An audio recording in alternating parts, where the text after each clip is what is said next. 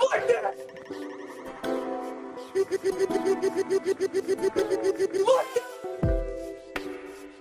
We're gonna bite a kneecap off. We're gonna bite a kneecap off.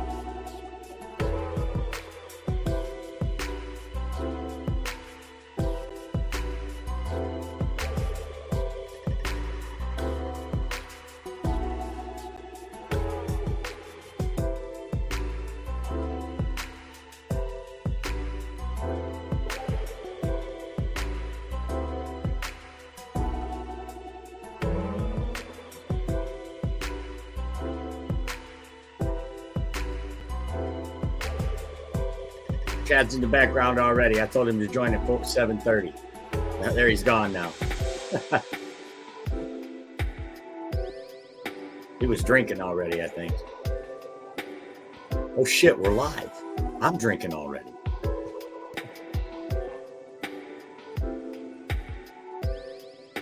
The beers are part of my Halloween costume. We're gonna bite a kneecap off.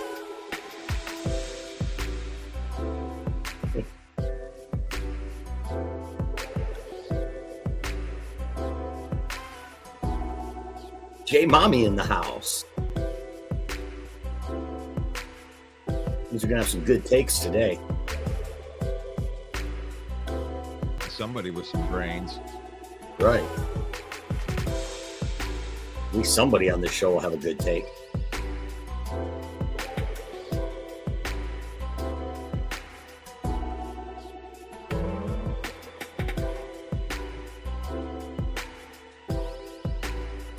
Gotta get all those invites out. We gotta go out to all those different places live. Takes a minute.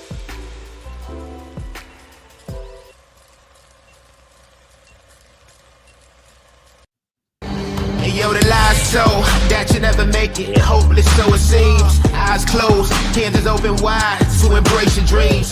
Sometimes you gotta take a loss just to get the win. Like lots of sin was popping in like oxygen when boxes wet. Focus on the mental, never lose like a smooth instrumental.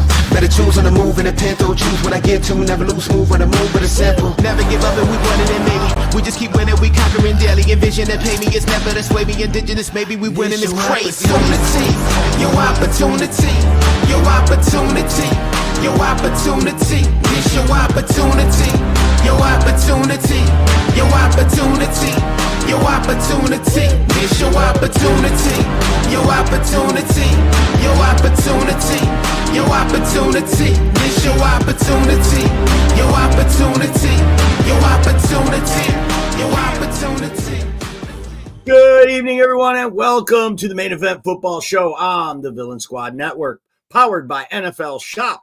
The Villain Squad Network is an official marketing partner of NFLShop.com. Be sure to go get all your cool NFL swag. You can scan that QR code that's on your screen and save 30% from now until November 1st. Leverage the power of the villain. NFLShop.com. Welcome to the program, everyone. It is I, Main Event Mike. It is Victory Monday, and what a sweet Victory Monday it is. One of the best football games I've seen in a very long time, and we are going to talk about it on today's program. But first, I need to tell you that we are broadcasting live on the Villain Squad Network into Facebook at Lions Villain Squad.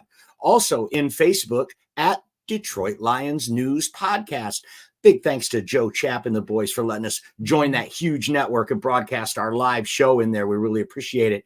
Also available on YouTube. You should go over there and subscribe to our channel. It's at Villain Squad on YouTube. Also JC Sports on YouTube. You can catch the show. Thanks, everyone, for being here. It is the main event, and we are talking about the Detroit Lions and that victory over the Minnesota Vikings to take command of the division and also the number one seed in the NFC overall at this point and juncture right now in the NFL season. The Lions in the driver's seat. If they don't lose another game, it's home field advantage for the rest of the year, baby, until February. I know that's not probably likely to happen, but a boy can dream. Anyway, we're going to talk about that incredible game. Kudos to the Minnesota Vikings and their fans. What a game. What a team. Two heavyweight fights, like Russell Wayne called it this morning on the Villain Report. It was like two heavyweight fighters slugging it out. The game had everything. Back and forth, lead changes, defensive stops, turnovers, big touchdown runs, big touchdown passes, a nail-biting field goal at the end for the deciding score, a missed two-point conversion that was huge. I mean, you name it. And this game had it. What a great game. I want to hear from you. Tell me your story about this game. Did you think this was one of the best games you've seen? I definitely think it's the best game I've seen this year for sure. Maybe of all time. I was in a little cabin way up north, and I was watching it on TV, literally this big, by myself. And I was biting my nails, sitting on the edge of my seat, and no one to even bounce it off of. I hope you had a better time than I did. Still great to see the Lions get a victory, though. They go into US Bank Stadium. They've won 4 in a row against the Vikings. You like that? The last time they were at US Bank Stadium, they walked out with an NFC North title. You like this time, they walk out with first placed in the division and the number one seed in the NFC. You like and that? Definitely a team to be reckoned with. Let's see who we've got in the comments today and say hello to our villains in here today. We got the bad guy, John Kapler.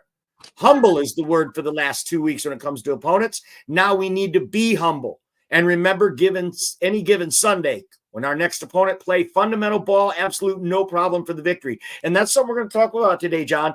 Don't look past the Titans. We saw it in May that this looked like a trap game. It's right between Minnesota and Green Bay. This is one you could easily get down for. Tennessee had a great offseason. We didn't expect them to be as bad as they are. They have the number one defense in the league, by the way, folks. Total yards defense, Tennessee Titans, number one. So don't look past it. We're going to talk about that today as well. Our good friend Chad Datema in the house. He says Team of Destiny. Chad's going to join us on the show in a little while, too. We're going to bring him in and get his takes. He's always got some good takes for us. Supervillain Jeffrey Addison in the house. What's up, Jeffrey? Present and accounted for.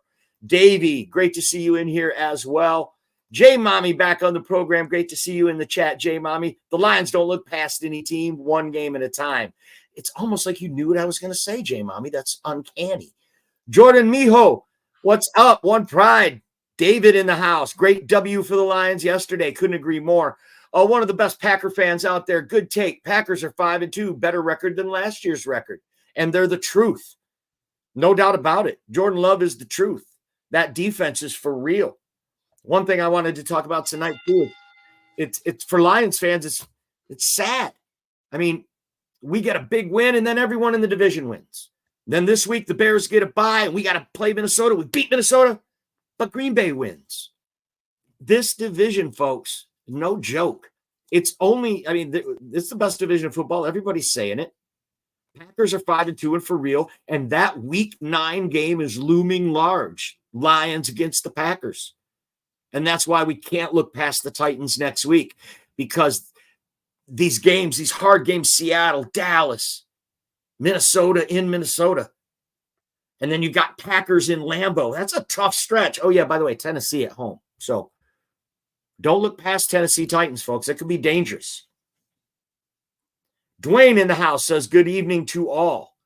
Daniel McLinn, well, Saints don't have a chance this year. No, because they got a bum for quarterback, Derek Carr. Spencer Rattler, who looks like he's going to play Pat Mahomes in a movie about Taylor Swift.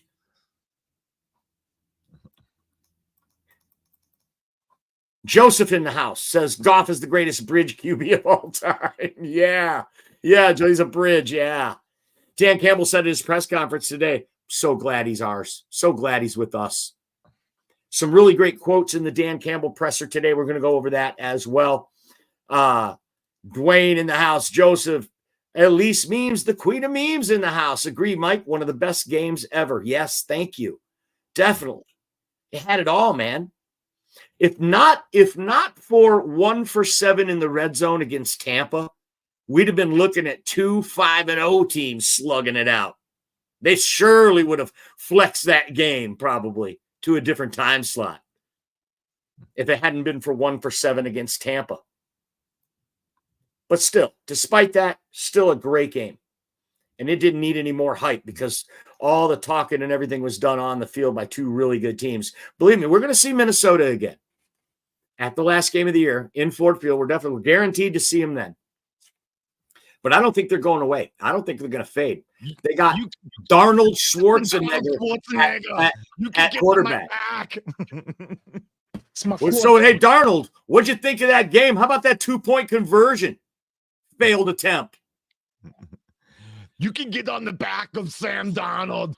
I will throw the ball to Justin Jefferson. He would be somewhere on the field, and I will find him. I will find him, and I will throw the ball to him, and he will score touchdowns. You will see me again. You can take my hand. You can try hard. The Vikings will be back.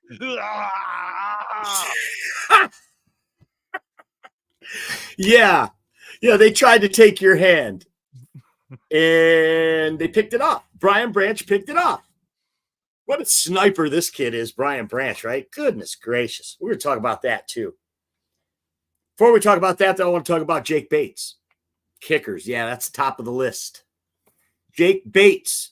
Will Reichard, the rookie kicker for the Vikings, very impressed with that kid. He hasn't missed a field goal all year, but neither has Jake Bates.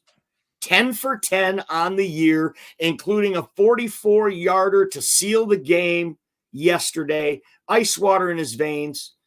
Dan Campbell gave him a game ball. Gotta love the kid. I was a doubter. I'm no longer a doubter. There's something about that kid. You could just tell when Dan Campbell, if you didn't see it, man, you got to go look it up. You got to see the video when he's handing out the game balls from yesterday. He says, "Where's Bates? Where's Bates? Go get Bates. Give him that ball." You could tell. And he puts his arm around him, and he's rocking him through the locker room. You can tell this guy, he loves this guy. And that instills confidence in you, whether you're a player or you're a worker at work or you're a parent. Good leadership. We naturally want to follow good leaders. Even leaders fall in line to good leaders. And that's exactly what we have in Dan Campbell. And I think that this Jake Bates kid, I'm going to have to take back everything I said. I've had some really good takes this year. I've had some really good prognostications this year, like epic stuff that I've done this year.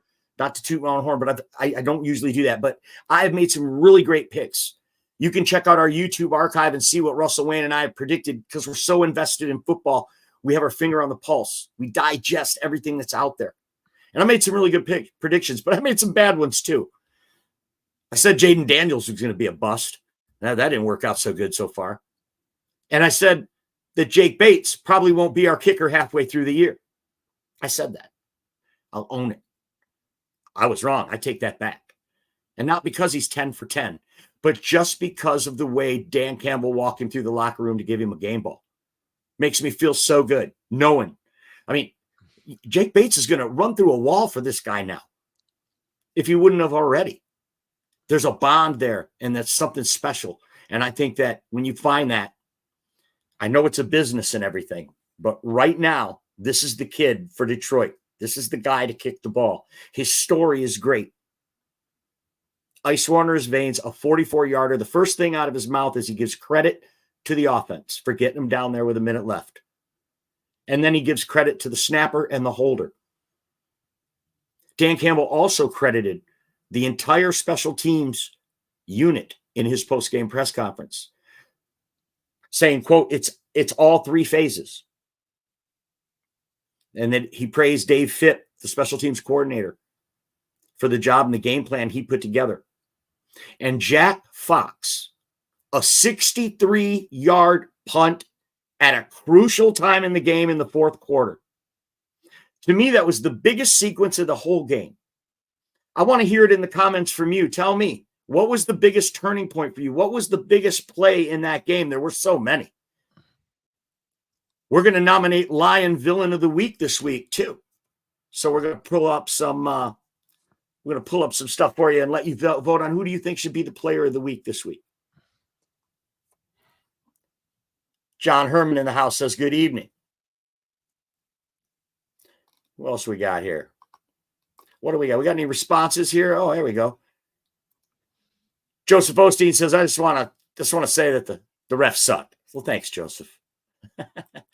Part-time refs is a joke. Wow. Yeah, there was some questionable calls. The one that really irked me the most is on the scoop and score, the no call. Think back, folks. If you remember the scoop and score, great play by Josh Metellus to knock it out from David Montgomery, caused the fumble, scooped up by Ivan Pace Jr. He's running down the sideline. Taylor Decker has got the angle on him, got him dead to right. The question is Pace going to juke him and get around him? But he's a linebacker. He ain't juking nobody. He's going to try to run through him. Decker's about to cut him off. Van Ginkel from behind grabs him by the arm and yanks him to avoid him. And he's not even able to reach him. Blatant. Announcers didn't say a thing about it. I thought it was blatant. I'm not complaining about the refs. For God, crying out loud, we won the game. So I'm not really complaining. But that was blatant. And it changes the complexion of the game drastically if that's not an instant score, a scoop and score. That was blatant, and it was terrible. Not to mention the 1 second play at the end where they get an extra play at the end. We'll talk about that later. Jordan says they came out hard and fast, had to weather that first quarter. Felt like the Baltimore game until the second quarter. What a battle to the end. Such a great call out, Jordan.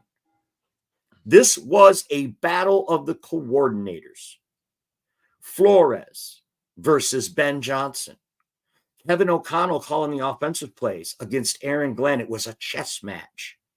And they went back and forth. Minnesota won that first quarter up 10-0. Come back and the Lions score on 3 straight possessions of at least 69 yards and score 3 touchdowns, 21-10. They go into halftime. They come out in the second half. They made adjustments. It seemed like Flores was getting the best of us. They end up scoring 12 unanswered points and take the lead. And what a fourth quarter. I'm telling you, these coordinators, it was a real game within a game yesterday. And it was obvious. Such a good call out, Jordan. Thank you. Chad says Flores is a chess master. Yeah. And he would dial up the blitz and bring pressure and disguise the pressure. But Jared Goff beat the blitz nearly every time.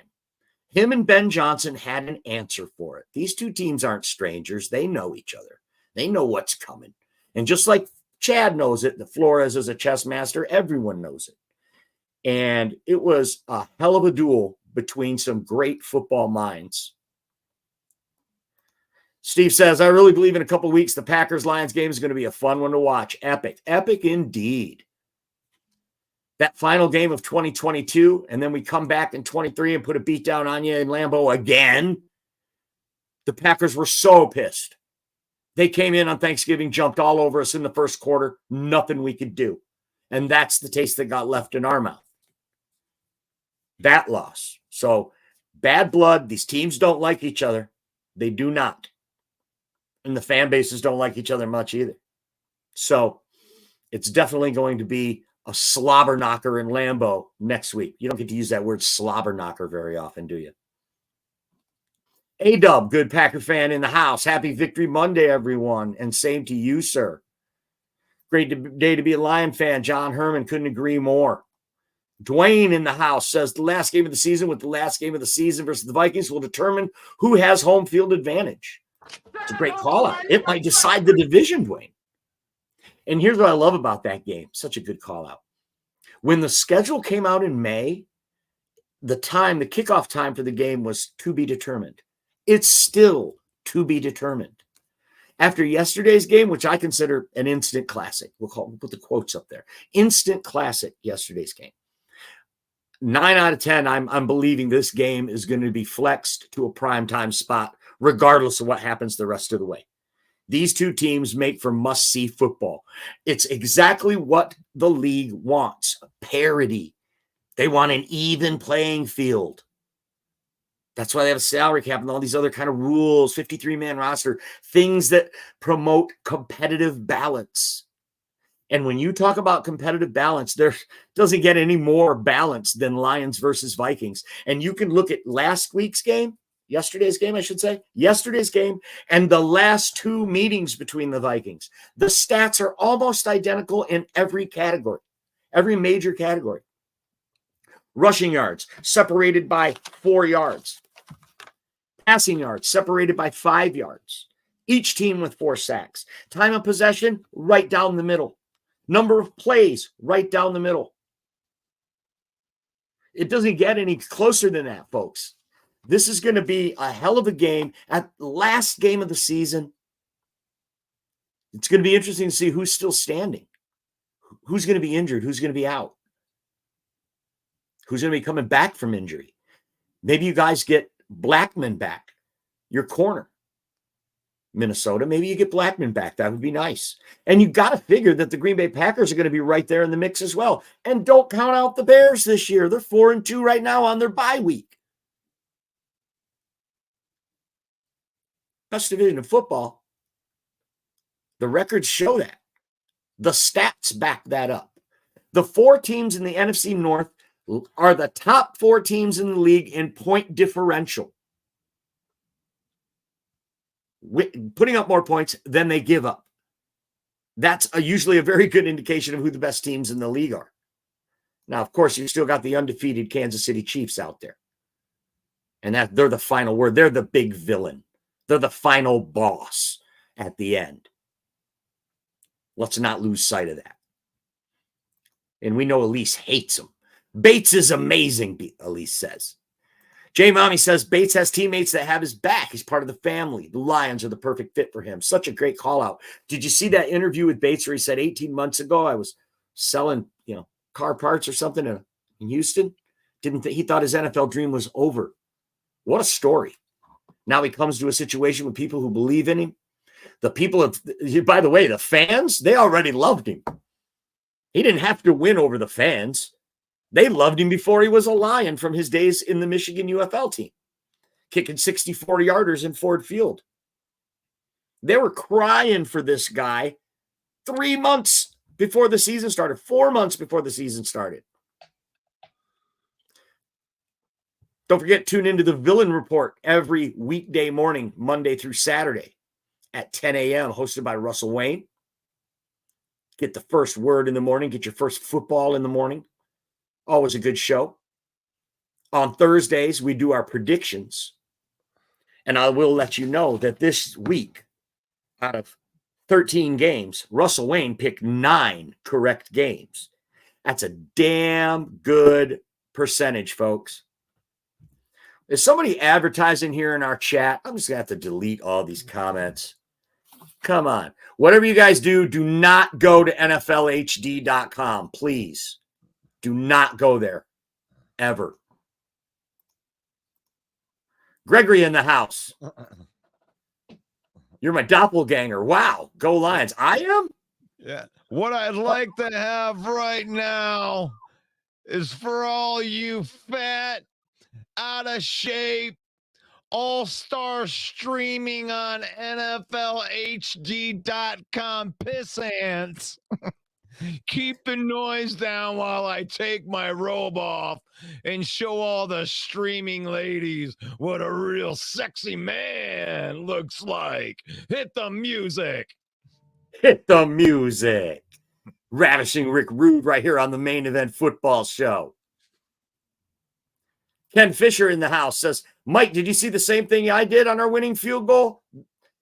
Dallas Turner, rookie linebacker for the Vikings, leaps over the top of the center. Isn't that legal? Isn't that illegal? It's not illegal as long as he doesn't put his hands on the long snapper, which he did, which makes it illegal. Yes, that was illegal and not called. It almost seemed like they wanted the Vikings to win. Sound like a child. Show me right now, Russ, crying about the refs. Show me right now.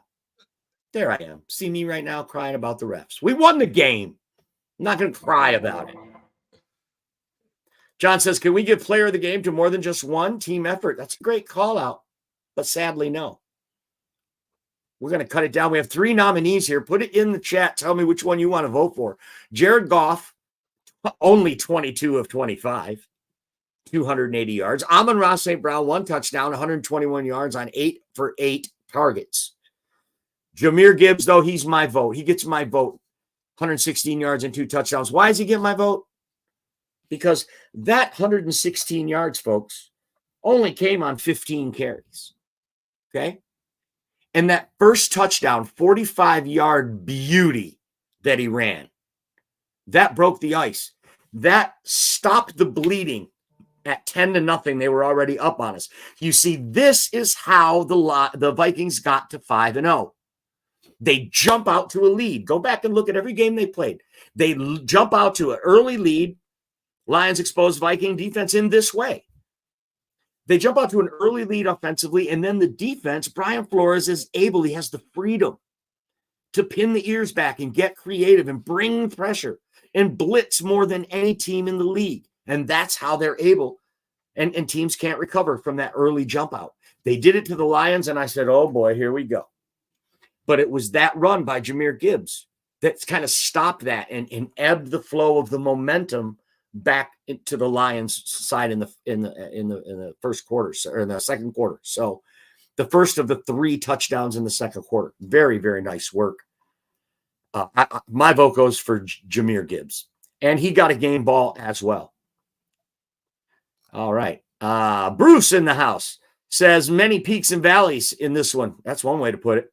Our first positive turn, of course, was Gibbs' 45-yard run. That's what we're saying right there. Yep. Buddy in the house says, Vikings fan here. Good game. Can't wait to play again week 18. Hopefully it's a meaningful game. You just know it will be, buddy. And thanks for the comment and welcome to the show. Glad to have Viking fans here. Packer fans, Bear fans, you're all welcome. We'll be respectful, but we're not going to temper our chest beating when we're in first place, nor would we expect you to do anything less. Dwayne says, Goff, Branch, Amon, Tim Patrick, Sonic and Knuckles, Khalif Raymond with a touchdown. J-Mo, Jack, so many. J-Mo had 1 catch for -4 yards. He didn't show up in the box score, but it's been very well talked about in the last 24 hours about the job he did blocking. That one, the second Jahmyr Gibbs touchdown run doesn't come without that block from Jameson Williams. So I like that call as well. But unfortunately, J-Mo did not put enough in the box score to warrant consideration for Villain of the Week. It's going to be Goff, the Sun God, or Jahmyr. Put it in the comments. We want to hear your votes. And we will announce the winner on the Villain Squad. Maybe tomorrow. Maybe not tomorrow. Maybe Wednesday. We'll let you know. Anyway, Tuesday, tomorrow morning for the Villain Report at 10 a.m., it's PFF Tuesday. You don't have to buy a subscription to PFF. We did it for you. Russell Wayne's going to go through all the PFF grades, and you're going to see tomorrow the PFF grades from the linebacking core of the Detroit Lions. We interrupt this broadcast to bring you Beavis and Butthead. The Lions are cool. Yeah. Jared Goff was like, he's throwing touchdown passes. He's going to have 450. He's going to be MVP. Hey, shut up, dumbass. I'm trying to watch the main event football show. Yeah. Did somebody let Darcy in the studio? Ken Fisher says, Brian Branch, player of the game. Now, that's a legitimate nomination, Ken. Brian Branch, what a sniper. An identical interception like he made last week. Across the body, baited the quarterback into the throw. And that's one of those ones where as soon as Darnold let it go, he's seen it. Oh, no. Here he comes. What a play. Playing at a Pro Bowl level, and whether he makes the Pro Bowl or not, I think it's fair to say it's at a Pro Bowl level. Kirby Joseph, 4 interceptions in 6 games. He also led the team in tackles yesterday with 8 tackles. You're getting 2 young safeties back there playing lights out.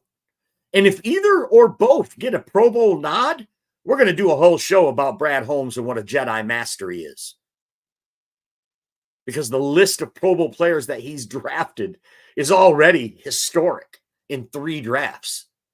And if these 2 guys, or one of them even make it, Jack Campbell playing at a really high level, if he makes the Pro Bowl, we're going to have a long conversation about that stuff. Davey says, Gibbs. Ken Fisher says, BB interception was a good turning point of the game. Yeah, it's a great call, Ken. 100%. Jordan Mio says, let's give it to Bates for the game winner pressure kick. With our amazing offense, he won't be nominated as often. That's a really good call. I'm okay with that nomination too. If either Brian Branch or Bates gets any swell in the chat, we'll definitely throw their name in the hat. But we are going to bring in a special guest. We do have a special guest who's a good friend of the show. He's got some great takes, and he's a dedicated researcher and documentary filmmaker. Please welcome to the show, Chad Datema. Chad. Welcome to the show, Chad. Well, thank you, Mike. You look like you look like you're on a Queen album cover. No. Oh, did we lose him? Oh, there he is. I'm in my homeless shelter. He's coming to us live from the homeless shelter. Good one, Chad. How are you, Chad? I'm 50. I turned 55 yesterday, October 20th, the day of the Patterson Gimlin film of the Sasquatch, the main film. Although that happened in 67, I was born in 69, but the same day. But hey, I got something for you, Mike, something that we haven't talked about. I heard. Are you ready for this? Oh boy, here we go. I heard the favorite for a team in the NFC North to go undefeated is the Detroit Lions. You think we're going to go undefeated the rest of the season, Chad? I didn't say that. I said we're the favorite. Well, Chad, what I want to ask you about is give me your initial reactions of this game yesterday. I mean, did it take you through the emotions? Do you think this game was an instant classic? And what do you think was the turning point or the biggest play of the game yesterday? I'm going to tell you, Mike, I think this game, as much as it pulled on my heartstrings, showed how dedicated these players are to this system and Dan Campbell. When Dan Campbell went for it on 4th down at, what was it, 32-yard line? It doesn't matter. It's around. We're going to bite a kneecap off. First quarter, first possession. Yeah, that was huge, Chad. And what made it really sad for me is I said, oh my God, he's going to go for it. And then my wife and her 88-year-old father said, no, it's at 30. I said, no. I looked, I saw how the defense came up, and I saw how the kicking team lined up. I said, please throw the ball. They didn't throw the ball. They ran it. Whatever. It didn't end up hurting us in the end. We won the game. But I thought that was huge to give them a 10-0 lead. Right. And you're saying that you called it. You saw it coming. And if you did, Minnesota did. They saw it. They lined up for it. I'm like, oh my God. They're running. They are not punting. They are doing something else. Minnesota lined up. It's like it was not a normal lineup that you would do on a punt. And I was like, I knew right the minute I saw it. It's weird. I knew it. Never thought I could ever do that. But I watched the lineup. You predicted it. You must be psycho. No, I'm not. Next. Next thing I want to talk about. The loss of Hutch was evident, don't you think? You could tell it was lost, right? Or you could tell that he wasn't there, and you could feel it. Would you agree with that? Well, if you want to talk about 16 pressures versus Hutch having 15 all by himself last game, yeah, it was evident. So do you think that the Lions should still be in the market for a free agent defensive end? I don't think that Brad's an idiot. I believe Brad knows what he's doing. I believe Brad's, along with Rod Wood, are being very smart. And I think they are trying to do everything they can. It's not a guarantee that we'll get one, but I know for a fact Brad is out there. He's trying to get us somebody. Hey, if we can get a guy that can give us 8 pressures a week and a sack every week, that's perfect. That So kind like of half of what Aiden Hutchinson gives us. basically, yes. If we can get that, you'd be happy. So a big name out there. Hassan Reddick's now off the menu. Who do you like out there for the Lions to come and get? Dude, I'm not giving up on the guy from Jacksonville. That's who I like. Josh Hines Allen. Yeah. I'm not giving up on him. That's a good play. But all they need is Jacksonville one did more Jacksonville did win their game in London yesterday by a mile. So they're not they might not be sellers at the trade deadline. They're thinking they can salvage their season. But I like the call out. That's where my eye is. Right on. So we don't just do this alone here, folks, here at the main event. We also have help. In fact, we have the maestro behind the curtain, and we're going to bring him in right now. Ladies and gentlemen, Russell Wayne. What's up, Russell? The champ's here. Oh gosh, the humble team right there. But who got humbled, Mike? Mm-hmm. Who got humbled? Who got humbled on this? It's like this was such a big win, and thank you for bringing me on. It was such a big win from just a heart check.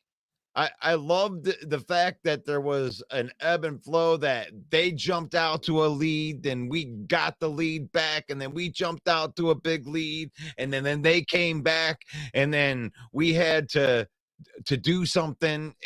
It was just back and forth, and we won the game because Dan Campbell won the chess match in that he bled all the time out off of the clock and only gave them 15 seconds and covered the sidelines, so they had to throw the ball to the middle of the field. They didn't have enough time.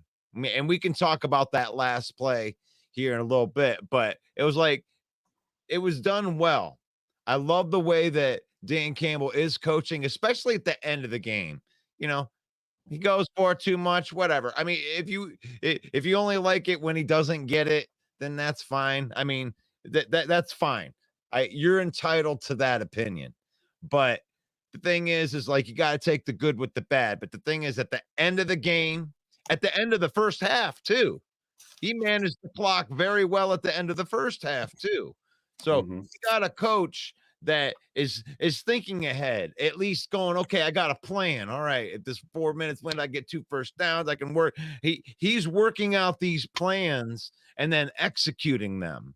So, coach putting your team in a position to win. And Minnesota, you had us dead to rights. No Hutchinson, no Davenport, no Kaminsky, no Derek Barnes.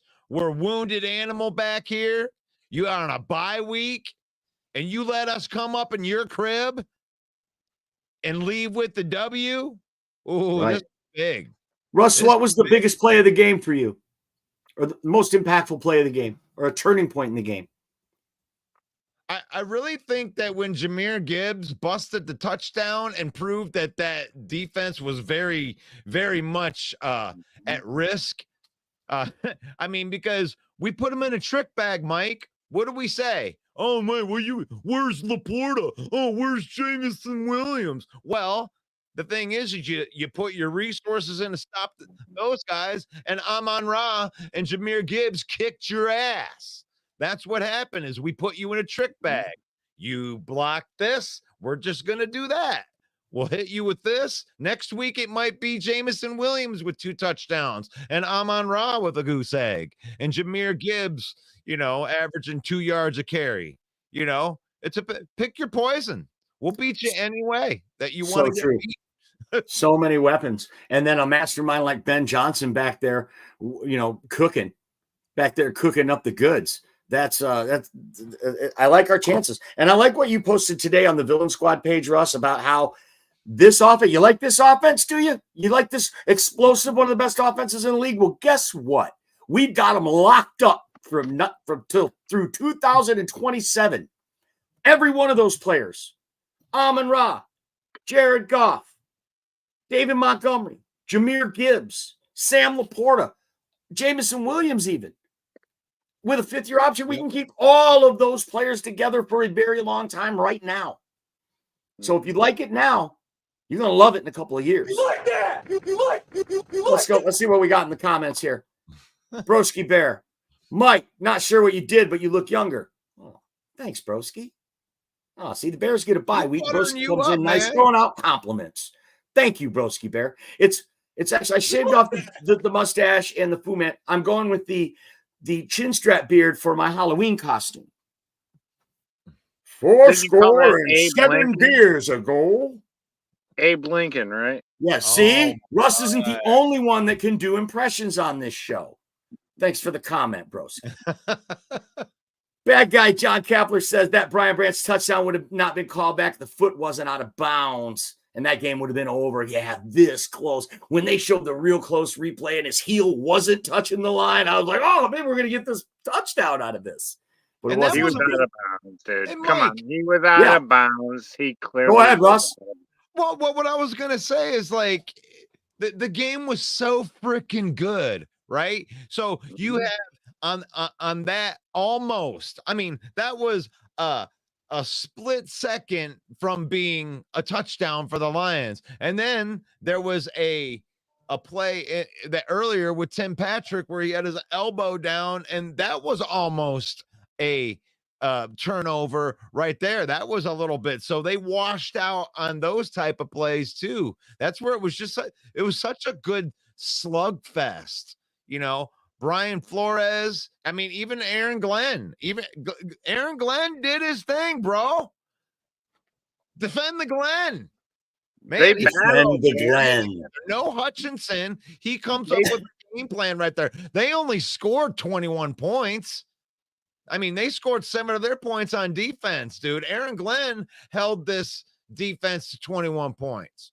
Held that offense to 21 points. That's a great call out for sure. Yeah, but we made mistakes early where we shouldn't have been in the position to be down 10 points. So did we though? That's a good team. They jumped out to a 10-0 lead. They stopped us on defense. They stopped us. I don't agree with not punting on that first possession because it was so obvious. They knew we were doing. I'm serious, man. I'm down with that. I believe there's 7 points that we could have took off the board right there. Okay, I'll give you that because Dan Campbell even alluded to it in his presser. He said some self-inflicted wounds, and that's what he was referring to his decision to go with it. But he did defend it, and he said that he's going to take the look when it's there every time. If the look is there, he's not going to waver from looking for it, and I think we're going to see that more, or we're going to still see that again. Don't do it, Chad. Don't fall for the trap. The trap. Wait a minute, Russell. What trap? Trap. I only love Dan Campbell when it works, when he goes for it. Guys, I mean, these people, it's like this is like Chad would be in here loving that move if it was successful. Yeah, no, that's what we'd be doing. I would have said it was still stupid. Balls, man. I promise you, I would have said it was still a stupid move. On the first possession against the Vikings, we've run that play so many freaking times. It was stupid. Predictable is what Chad Datema says. Exactly. Jeffrey Addison's in the comments. He says the game stats were almost identical between the Lions and Vikings. Scary close. And you know what, Jeffrey? It's not just this game. It's the last 2 meetings before that as well. We're talking about within 10 yards of every major category. That's parity. That's competitive balance. That's what the NFL's looking for. I guarantee week 18 against the Vikings, they're going to flex that to prime time. David Cohen in the house says the Lions are resilient and have an offense that can't be stopped all game. This was a statement game. Wow. That's not true. That's not true. This offense can be stopped with the right protection, but it's very difficult to stop. And Fair enough. Fair enough. no, Atlanta or not Atlanta. I mean, Tampa was a perfect example when they needed to step up that they slowed us right down. Right.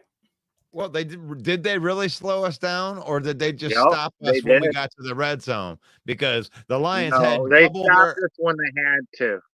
yeah, we were 1 for 7 in the red zone. The Lions were awful in the red zone. They fixed their red zone things. Now they're scoring 40 points, 30 points. It's like Not only that, Chad, if best you look at the defense in the stat, if league. you look at the box score from the Tampa game, we destroyed Tampa. We held them to 226 total yards in the whole game. We beat destroyed ourselves them. in We had that game. 460 something to 220. We just destroyed them up and down the field.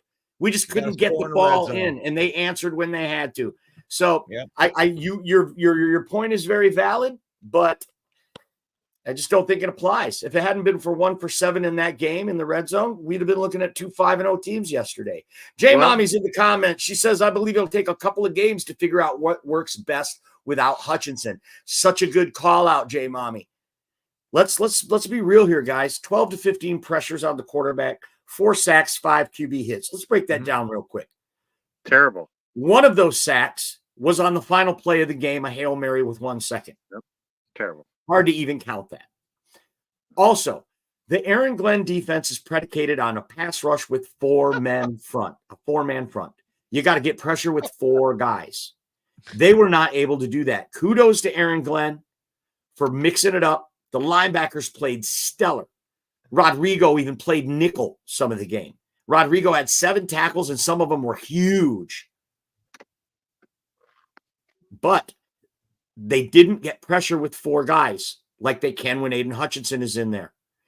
And some of the pressures that they got, some of the QB hits that they got were beyond the 3-second threshold, where Sam Darnold held the ball longer than 3 seconds, and then it came. Other quarterbacks are going to eat you up with that, folks. It's not enough pressure. It might have looked good because we got the win. It might have looked good because there's 4 sacks, but it wasn't enough. It wasn't good enough. Dan Campbell didn't say that in the press conference when they asked about it. He poo-pooed the question, but you could tell it wasn't. He said, we've got a lot to do there.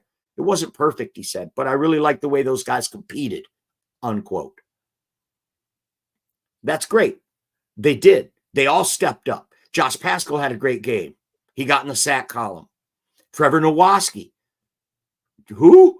Trevor Nowaski, the guy we lost last year, and we were able to bring him back off of waivers from another team. We weren't going to let him clear waivers this time. We get him in. He has 2 sacks on the season now. Played in 3 games, got 2 sacks. James Houston was in there yesterday, and he was battling. He never got home. And he even seemed to get knocked on his butt a couple of times. But he was in there, and he was competing, and I still have hope for James Houston. Nowaski looked good. Yeah. He did put pressure. For sure. And we throw it out there for everybody. This is something that this is one of those slides that's been there. This slide's been there since even before Hutchinson got hurt, because we've lost Kaminsky, and we've lost Barnes, and we've lost Davenport. So it's like those aren't the only guys we were thinking about trading to begin with. But if it's out there, who are we trading for and how much? Because we've been through free agency. And to be honest, if we had Kaminsky right now to run the outside linebacker, outside DN, I'd be happy. But rumor is it's looking like he'll be back by around Thanksgiving, and he could be a boost. I mean, is he elite? No, but he is a problem. Right on. But they did prove, Mike. Like, I mean, I know that you're not going to replace Hutchinson. I mean, you can't do that, but you got a guy that played like 90% of the snaps. They replaced the snaps with guys, and from a whole bunch of different spots, they were able to get production. And I was counting 3 seconds too. So it was like, yeah, you're not getting the pressure. But the thing is like when you look at it, and this is what I wanted to throw in there, is Justin Jefferson had 7 catches for 81 yards, and really his touchdown catch has a giant question mark on it because he obviously pushed off on it. So from a cornerback standpoint, from a secondary standpoint, I think that Aaron Glenn asked them to cover longer because No doubt. this rush, and Yeah, they were that's such a good call out, Russ. And Dan Campbell even alluded to that in his presser, that they asked them to do more. And he actually said, quote, of the secondary, we asked them to do more, quote, for this game plan. What does that mean? For this game plan. Yep. For this game plan, they knew that they were going to have to get creative to get some pressure. And we were going to ask the secondary to cover longer, which is exactly what they did. I thought Terry Arnold played great. Didn't get a bunch of penalties. It was great to see that Carlton Davis made it back from the concussion protocol to play. Such a good call out. The secondary really helped out the cause yesterday, Russ. So that's an awesome call out.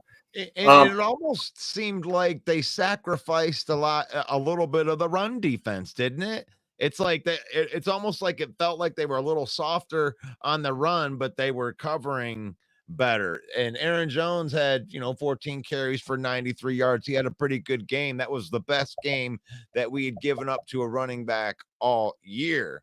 But Right. Russell, I think a part of it was we sacrificed running backs towards the blitz, but right. I agree with you that our secondary actually did a pretty decent job.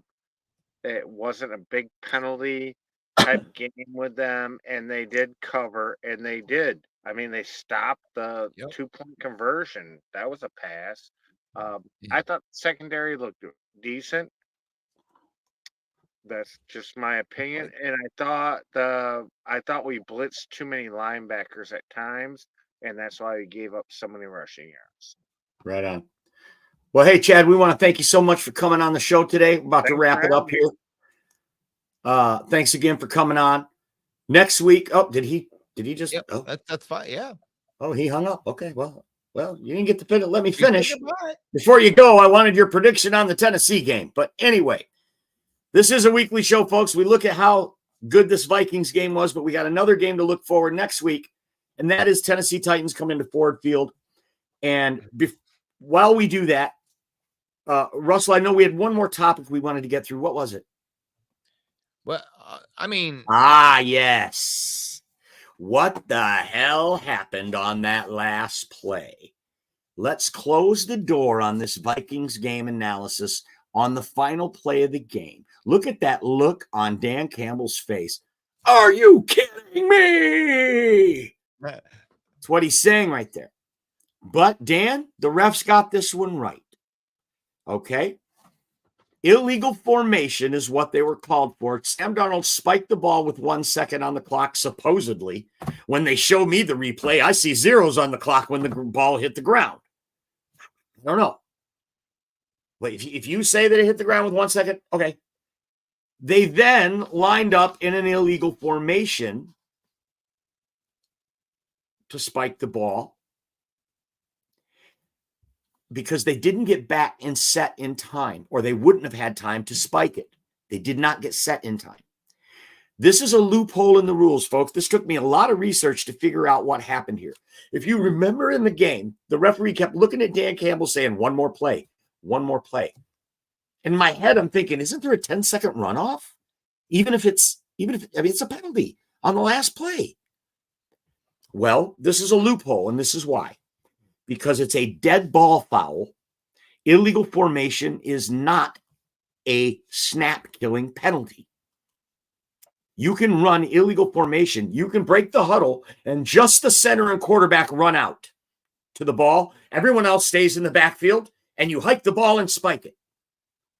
That's an illegal formation also. And it's a loophole. This rule is not subject to the 10-second runoff because it's a dead ball foul. There are a handful of these plays. And this was a rule. This is something they exploited. And I think we may see other teams exploit it moving forward as well. It harkens to what happened on the college weekend when Oregon against Ohio put 12 men on the field to run time off the clock. It was a loophole that the NCAA immediately closed the next day. Well, the NFL doesn't work like that, folks. They're not going to close a loophole like that. You're going to have to wait till the off season for that. So in the meantime, this is a loophole. This was a dead ball foul, not subject to a 10-second runoff. And they very well could have thrown a Hail Mary and won the game within the rules. No one was cheating on that one. What do you think about that, Russ? I think it's a dumb loophole. I'm so glad that they may have to change the rule next year because and we didn't have to pay for it like Ohio State had to pay for it, you know, by somebody taking advantage. Because do you think that you're going to see another team go out there and try and have an illegal formation so they can get one more play? Because to me, that seems like a bullshit. Like you get rewarded. You get rewarded for messing up in a sense. Sure. Right. It's a loophole. And if they would have threw a Hail Mary touchdown, they would be talking about it all day. And, you know, the SOL Lion fans would be out with their little masks and everything. And they'd be talking about that if that would have happened like that. And it's like with that whole game, here's my honest opinion on the entire game, really. Referees, go away. Go away. Out of all the penalties that they had, I don't even remember. What are we even 8 each. They had 8 penalties each. Look at this. Look at that. It's ridiculous. It's ridiculous. Stay the hell out of the game. Like, really? Half of those penalties, when you really looked at them, you could have called them or you could have not called them. And you just decided to be a dick and decided to try to control the game. And then you miss obvious ones. And, you know, I think that they're the one that to me that sticks out is the Justin Jefferson touchdown. I mean, what is he immune? Oh, just because he's a superstar, he signed a big contract. You know, we don't want to do anything. You pushed off. You pushed off. He pushed off, no doubt. I mean, he didn't just push off. He gave him a stiff arm. Right. And it's like, okay, so I don't want to hear any crying out there with all you referee people. The thing is, normally when you're crying about a referee thing, there was more than one thing. And I'm sure that the Lions got away with some stuff within that game too. The thing is don't let the game be close enough to let the referees decide it. But right. 8 penalties each, referees, you don't need to throw 16 freaking flags. You didn't need to throw all of those flags. Right. Jeffrey Addison says in the last 4 games, Goff has more TDs than incomplete passes. I believe that's on the season, right? That's on the season. He's in the last 4 games, he has 7 touchdowns. And that's in the last 3 games, he has 7 touchdowns. The 18-6, I believe that's what's that? The haters will never stop on him. I really came to that conclusion. It's like he could be put up legend stats, which he kind of is. It's like they still won't give him the love or the respect that he deserves. Yeah, that Justin Jefferson touchdown catch, he pushed off. It was blatant, and the announcers didn't mention it. They didn't say a word. And Amik still almost got that ball. He was that close to getting that ball. Yep, the secondary played good. We'd like to thank Scott Smith for putting on his Hutchinson jersey when we were down 10-0 and pulling out the victory for us. Thank you, Scott. He got the juju flowing for us. Love it. You've been watching the Main Event Football Show on the Villain Squad Network, brought to you by NFLShop.com. The Villain Squad Network is an official marketing partner of NFLShop.com. I wore my slick black jersey that I got from NFL Shop yesterday for the game. You could get you one too. And you can save 30% on it between now and November 1st if you scan that QR code and buy anything. Broski Bear, you can buy a Caleb Williams jersey and save 30% by leveraging the power of the villain. I heard it comes with a free bottle of nail polish. You could buy a Jair Alexander jersey if you're a Green Bay Packer fan. It comes with beef. The